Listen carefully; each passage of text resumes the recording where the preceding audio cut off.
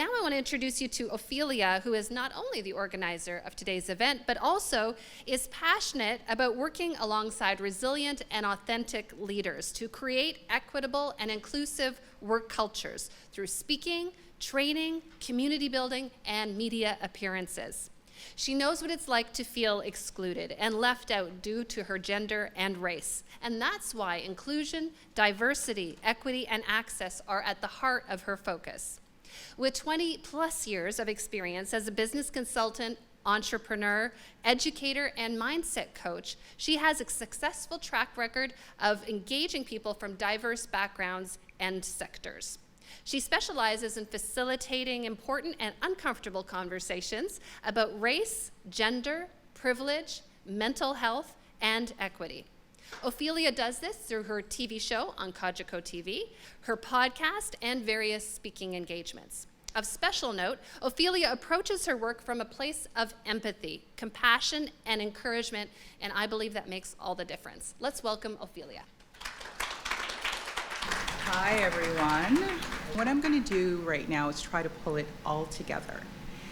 Now, we talked about feelings and how you can have more equity in your workplace, but as an individual, right? And it's so important for us to know, and I want to encourage you, if you don't know, I am telling you, you are a leader. You may not have that title, or sometimes we think, I just do this job. But we are a leader. We are leading our children, we're leading our community, we are all leaders. So what I want to talk to you this morning is the future of leadership. And the future of leadership is with compassion and empathy. I was looking at a statistics in a report from KPMG, Forbes, and Canadian Mental Health Association. And there are 5 things when I looked at them that they all talked about. One of them is a growth mindset. As a leader, is having a growth mindset is really important rather than having a fixed mindset. And that's important because if you as a leader is thinking of ways, how can I make this situation better? How can I improve? Is that the way that you're going into a situation? That is great because you're thinking about possibilities, you're thinking about solutions. And one of the things about the IDEAS4 Gender Equality project is that the S is for solutions. So having a growth mindset is important. Understanding also that another trend that is happening for leaders in their workplace and you as an individual is that work is being decentralized.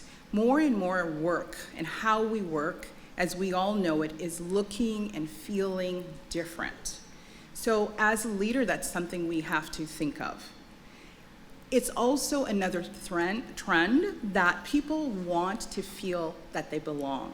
Cindy talked about equity and diversity, but people want to feel that they belong in a space, that I feel safe to be myself and to present myself in a safe place. And in general, the world is becoming smaller. We have more and more access about what's happening into the world. We've seen in the last 3 years, we can have a meeting with somebody in Australia, somebody in Africa. Our world is becoming smaller. The other thing as a leader that we need to take care of, and those of you who work in the mental health field understand that, there's a greater and greater need and a demand for workplaces to have a mental health solutions and to have accommodations. And people are starting to ask and want to feel that they can be safe in their workplace. So what does that mean for you as a leader? It means that it's about being flexible and goes right back to the first point about having a growth mindset. You may not have all the solutions, but if you're open and willing to listen, that is the key. So I'm going to bring this back to when I talked about leading with compassion, because the future of leadership is with compassion and empathy. Compassion literally means to suffer together. That's the literal meaning of compassion. And when people have researched the word compassion and the emotion of compassion, it arises not only by suffering with the person, but you're motivated This is the key thing. You're motivated to relieve that suffering. So how does that take you back to being a leader? It takes you back, you have that growth mindset. Now you're leading with compassion, and suffering comes in the form of racism, sexism, no pay equity, lack of pay equity, I don't fit in because I'm trans, all the intersectionality that Sunita talked about, Chantel talked about, my work doesn't feel safe here, it doesn't feel ideal. As a leader, you're understanding that. You may not fully understand because it's not your story, but you're willing to listen. And then the other important point is leading with empathy. So I don't know if many of you have seen the video by Brené Brown where she talks about empathy, but empathy is different than sympathy. Sympathy is you're sorry that something has happened. Empathy is actually getting down there in the muck with the person and saying, I may not know what's happening with you, but I'm going to sit here with you.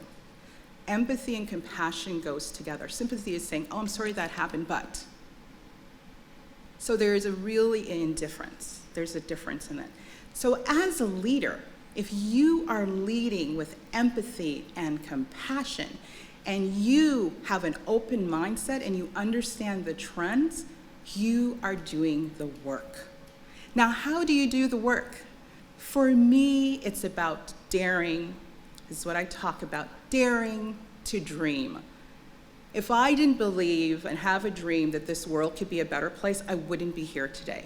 Do I live in a fantasy bubble? And those who know me, I'm a positive person, and I'm going to call out my friend in the back. She knows that I'm a very positive person, but I live in a world of reality. But if I, as a Black woman, lived in the space of my limitations that the system has set for me, I wouldn't be here today. And I always remember when I watched Sidney Poitier on Oprah Winfrey, and she asked him, well, how did you succeed? Because he succeeded in a time where doors were closed for him. And he said, I didn't know that the doors were closed. I didn't know that I had to come through the back door. Because at that point, many Black actors and actresses were not allowed to come through the front door of the hotels. So he said, well, I didn't know. So I want to encourage you to dare to have a dream, dare to want to have a world that's inclusive. Also, you are now going to design a plan.